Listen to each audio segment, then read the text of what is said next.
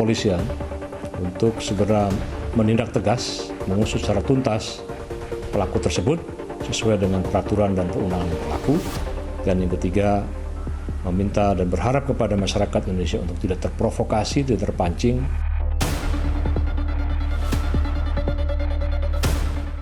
JPZ masih berstatus WNI dan memiliki hak dan kewajiban untuk mengikuti aturan hukum yang berlaku di Indonesia. Direktorat Tindak Pidana Siber Bareskrim Polri sudah menerbitkan daftar pencarian orang atau DPO atas nama JPZ.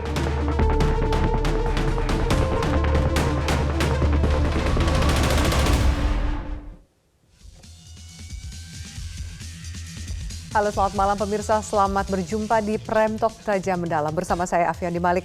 Kepolisian terus memburu tersangka penodaan agama Joseph Paul Zhang yang konten YouTube-nya dianggap menghina agama Islam. Walaupun konten tersebut telah diblokir, namun ia terus mengunggah konten yang bersifat provokatif, bahkan menantang agar ditangkap. Kepolisian saat ini tengah menyelidiki keberadaan Paul Zhang dan mengajukan red notice kepada Interpol. Mampukah kepolisian bekerja sama dengan lembaga lainnya mendeteksi dan memulangkan penoda agama? Inilah Prime Talk selengkapnya. Status tersangka ternyata tidak menghentikan Cindy Paul Suryo Mulyono atau Joseph Paul Zhang membuat ulah di media sosial. Dalam sebuah wawancara yang dilakukan secara daring dan diunggah di YouTube, Joseph Paul Zhang bahkan menyatakan tidak menyesal dengan segala pernyataan kontroversialnya, termasuk konsekuensi hukum atas pernyataan tersebut. Karena kan memang ada pasalnya di Indonesia, jadi nggak salah dong pemerintah. Apakah saya harus meminta maaf untuk sebuah kebenaran yang saya yakini? Tak hanya terkesan menantang pihak berwajib, Joseph Paul Zhang juga bersikukuh menyatakan bahwa ia telah melepaskan status kewarganegaraannya dan keberadaannya legal di Eropa. Lagi-lagi berbeda dengan yang disampaikan oleh pihak kepolisian. Selain status kewarganegaraan, keberadaan Joseph Paul Zhang juga masih misteri. Guna mempersempit ruang gerak Paul Zhang, Polri bersama Kementerian Hukum dan HAM telah mengajukan red notice ke kantor Interpol Pusat di Lyon, Prancis. Kabareskrim Polri Komjen Agus Adrianto berharap pengajuan red notice ini dapat segera dikabulkan. Tak hanya perburuan secara fisik, upaya meredam dampak atas berbagai pernyataan yang kontroversial juga dilakukan Polri bekerjasama dengan Kementerian Komunikasi dan Informatika. Aktivitas Paul Zhang di dunia maya diminimalisir dengan menutup sejumlah konten. Polisi berkoordinasi dengan Kementerian Kominfo tentunya bagaimana aktivitas Paul Zhang ini bisa diminimalisir, ya. Kita yakin semua, Kominfo juga telah melakukan langkah-langkah, telah menutup ya video yang viral kemarin, sudah tidak lagi dilihat di YouTube. Itu menjadi langkah-langkah yang telah dilakukan oleh rekan-rekan di Kominfo untuk bagaimana bisa meminimalisir daripada viral video-video yang disebarkan oleh JPZ. Sementara itu, Wakil Presiden Ma'ruf Amin berpandangan penegakan hukum terhadap kasus ini menjadi langkah tepat untuk mengakhiri polemik berkepanjangan di masyarakat. Tim Liputan Metro TV.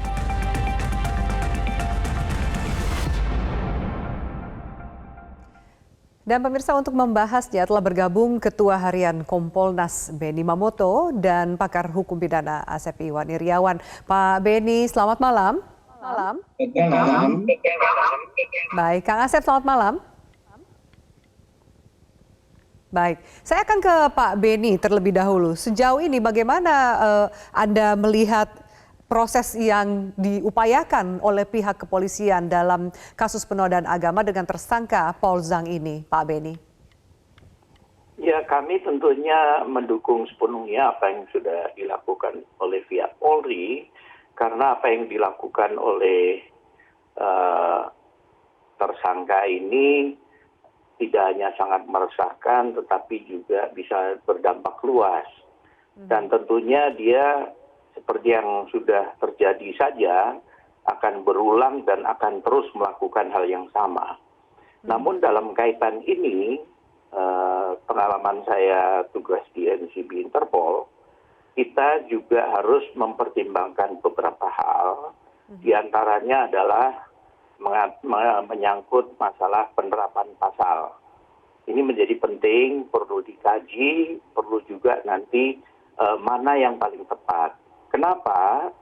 Karena dalam artikel 3 Konstitusi Interpol itu diatur bahwa Interpol tidak akan mengurusi hal-hal yang berkaitan dengan militer, politik, agama, dan ras. Oleh sebab itu, saya menyarankan bahwa dalam menyikapi kasus ini, penyidik tentunya bisa lebih jeli menganalisis, lebih jeli memilih pembuktian untuk pasal yang tepat, karena apabila kita tidak mempertimbangkan artikel 3 tadi, boleh mengajukan, tetapi belum tentu akan diterima. Sehingga dengan pengalaman ini tentunya perlu diantisipasi sebelumnya, supaya upaya kita ini bisa berhasil. Di samping itu, kerjasama P2P ini penting, kerjasama antar kepolisian.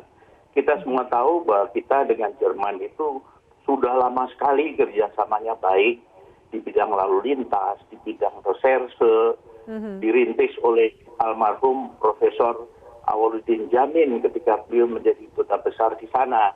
Nah ini tentunya kedekatan ini bisa membantu dalam berkomunikasi. Banyak alumni Jerman yang sekarang juga masih menjabat, ini bisa membantu untuk bagaimana berkomunikasi untuk menangani kasus ini. Oke, baik Pak Beni, kita akan bahas nanti lebih jauh soal proses yang bisa dilakukan dan diupayakan kerjasamanya dengan Interpol. Saya akan tanya dulu Kang Asep, kalau kemudian status tersangkanya kasus penodaan agama dan ujaran kebencian, lalu tersangka mengatakan sudah melepas kewarganegaraan di Indonesia, bahkan menantang untuk diproses hukum karena dia merasa hanya bisa diproses melalui hukum Eropa. Ini masih banyak kebingungan atas pemahaman statement ini di masyarakat. Duduk perkaranya seperti apa? Prosesnya akan seperti apa, Kak Asep? Ya, di KUHP itu dikenal ajas berlakunya KUHP, ya, dikenal ajas nasionalis, ya, nasional aktif, nasional pasif, kemudian ajas teritorial dan universal. Artinya apa? Siapapun warga negara manapun, ketika dia melanggar KUHP, dia akan diproses secara hukum. Ya, jadi tidak hanya mengenal soal kewarganegaraan, warga negara asing, jangan warga negara Indonesia. Warga negara asing di Indonesia melakukan tindak pidana berlaku baginya. Apalagi warga negara Indonesia melakukan tindak pidana di Indonesia, itu jelas berlaku ajas teritorial. Ketika yang bersangkutan lari ke luar negeri, itulah kepentingan hukum, ajas kedaulatan berlaku baginya. Jadi jangan ada dalih ketika yang bersangkutan menyatakan dia pindah warga negaraan tidak menyebabkan hilang tindak pidananya. Baik, lalu prosesnya seperti apa? Karena kan kemudian juga dari imigrasi mengatakan masih dikatakan menjadi warga negara Indonesia dan saat ini juga masih diburu keberadaannya, belum bisa ditangkap. Apa yang perlu dilakukan? Apakah mengurus status kewarganegaraannya dulu untuk kemudian proses hukum berikutnya atau bisa berjalan bersamaan, Kang Asep? Ya, kalau lihat fakta penjelasan Polri, yang bersangkutan sudah dinyatakan sebagai tersangka. Artinya telah melakukan tindak pidana. Nah, yang jadi masalah sekarang yang bersangkutan di luar negeri. Dan kalau tidak salah kan penjelasan kepolisian udah DPO. Nah, sekarang bagaimana proses ketika yang bersangkutan DPO? Ya mungkin kerjasama tadi, Interpol, NCB, dan sebagainya yang tahu pihak penyidik. Tapi yang sekali lagi yang penting yang bersangkutan tetap ketika dinyatakan tersangka dan sudah dinyatakan tersangka oleh kepolisian, berlakulah KUHP baginya. Dan tidak ada penghilangan sekali lagi kecuali daluarsa ya. Oke, baik. Saya akan jeda. Kita akan bahas tadi yang sudah dibuka di awal statement oleh Pak Benny Mamoto soal koordinasi kepolisian dengan atase kepolisian di sana dan kemudian KBRI Berlin dan juga Interpol. Red Notice itu prosesnya seperti apa? Dengan status tersangka dalam kasus penodaan agama dan ujaran kebencian, apa bisa prosesnya menjadi lebih cepat? Kita nantikan jawaban para narasumber usai jeda. Tetaplah bersama kami. Baik, pemirsa kita lanjutkan. Pak Benny, saya akan kembali ke Anda. Soal tadi Anda membuka upaya yang dilakukan dengan mengontak Interpol. Anda juga sempat mengatakan bahwa kalau kasus agama mungkin akan kontraproduktif, akan sulit sekali. Sementara kita tahu Paul Zhang juga menjadi tersangka atas kasus penodaan agama dan ujaran kebencian. Pasal atau yang lain, yang mana saja yang bisa kemudian dikenakan kepada Paul Zhang supaya proses pencariannya dan kerjasama dengan Interpol ini bisa membuahkan sebuah hasil? Ya, kalau saya sarankan dan saya yakin sedang dilakukan koordinasi antara Barreskrim atau penyidik dengan pihak NCB Interpol untuk nanti dipastikan pilihan pasal yang dikenakan sesuai dengan unsur-unsur pidananya yang sudah terpenuhi, itu kemudian bisa diajukan ke Interpol Pusat. Ada satu catatan juga yang menurut saya perlu dan menurut saya sudah dilakukan oleh teman-teman penyidik, karena hebat-hebat penyidik-penyidik sekarang, yaitu rekam jejak yang bersangkutan. Ketika di Indonesia, tinggal di mana, pergaulannya gimana, lingkungannya gimana, sampai dia mengaku seperti itu. Banyak temuan ketika saya di BNN dulu. Orang kemudian berubah perilakunya, cara berpikirnya, gara-gara pergaulannya dan sebagainya. Nah, ini menjadi catatan penting ketika itu nanti ditemukan, ini bisa menjadi salah satu bahan. Maksudnya Pak Benny juga sekalian mengkonfirmasi, saya mendapatkan informasi yang menyatakan bahwa ya tersangka pernah menggunakan narkoba. Apakah sesuai dengan statement yang baru saja Anda sampaikan, Anda juga mendengar informasi atau sudah terkonfirmasi memang pernah menggunakan narkoba, Paul Zhang? Ya, kami sering mengamati ya ketika seseorang berani melebihi dari orang normal pada umumnya, kemudian statementnya ngaco, patut diduga ada sesuatu, entah sisi kejiwaannya ataupun masalah penyalahgunaan narkoba. Itulah yang perlu didalami.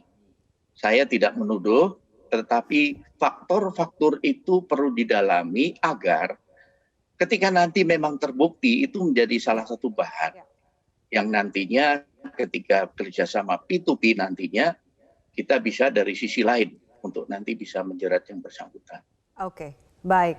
Kang Asep, tadi Anda menjelaskan Indonesia menganut prinsip keberlakuan hukum pidana asas teritorial dan juga nasionalitas. Sementara hate speech ini ternyata sudah bisa diproses hukum dengan hukum yang ada di Jerman. Lalu nanti akan diproses seperti apa jika ternyata Paul Zhang ini sudah tertangkap? Ya, masalahnya kan pertama sekarang dijadikan tersangka di Indonesia ya oleh kepolisian Indonesia. Nah, pemerintah sedang berproses ya ke Interpol atau NCB. Nah, sekarang kan persoalannya di Jerman ini kalau katakanlah di negara manapun yang bersangkutan, kalau tidak diproses ya nggak akan jadi persoalan hukum kan. Yang jadi persoalan hukum sekarang itu yang bersangkutan telah melakukan tindak pidana yang ada di Indonesia. Terlepas itu pasal 156 penodaan agama atau pasal 28 ayat 2 atau mungkin diketemukan pasal-pasal lain di KUHP atau di luar KUHP. Nah, tadi saya setuju dengan Pak Benny, kalau nanti ada hambatan dengan Interpol itu kan namanya tersangka kan bisa disangka dengan pasal-pasal berlapis. Ketika memang pasal 156A tidak bisa digunakan, ada pasal-pasal lain. Syukur-syukur bisa diketemukan pasal-pasal memang yang bisa menjerat, bisa kerjasama tadi antara kepolisian Interpol itu. Kalau itu bisa dilakukan, sekarang bersyukur. Tapi sekarang kalau lihat kejadiannya si P ini di Jerman belum bisa diproses karena kejadiannya adalah di pengetahuan saya 2018 itu kan di Republik Indonesia, teritorialnya Indonesia. Oke, baik. Saya meminta pendapat dari kedua narasumber, Pak Benny, silahkan. Seberapa sulit menurut Anda untuk menangkap Paul Zhang ini dengan teknologi, dengan kerjasama P2P yang Anda katakan hubungannya sangat baik? Seberapa sulit untuk menangkap dia? Ya, yang pertama tentunya landasan hukumnya.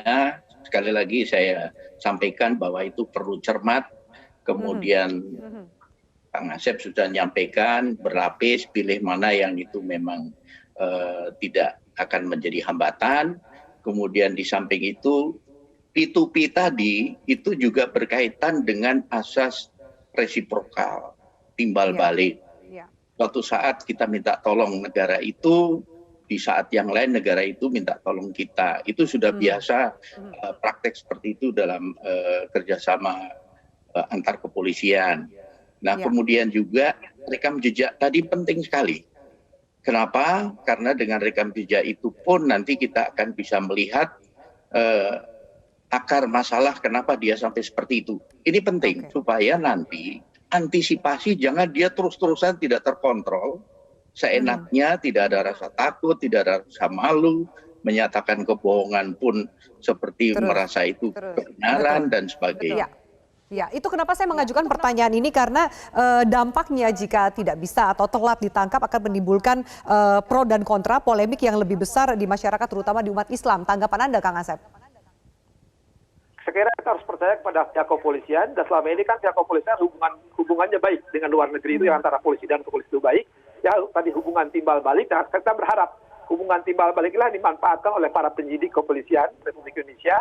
Dan yang lebih penting lagi, ya masalahnya gini, takutnya yang bersangkutan pindah-pindah negara gitu kan. Mungkin saat ini di Jerman, besok di Belanda, besok di Luxembourg, besok di Denmark, di Swiss. Nah itulah memang bagaimana sekarang tadi kata Pak Benny, saya setuju, kecermatan, ketelitian para penyidik dan hubungan baik dengan kepolisian-polisian, Interpol itu akan dilakukan. Dan pasal yang dikenakan tadi harus hati-hati, jangan sampai kena protokol 3 tadi kan.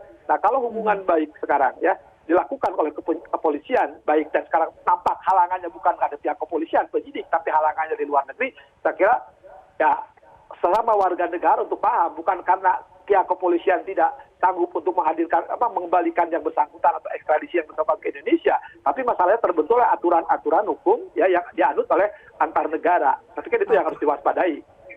Oke, baik. Terima kasih diskusi yang sangat menarik, Pak Benny, Kang Asep. Terima kasih atas diskusi. Kita harapkan memang bisa segera ditangkap dan diproses hukum. Terima kasih atas waktu Anda dan diskusinya di Prime Talk.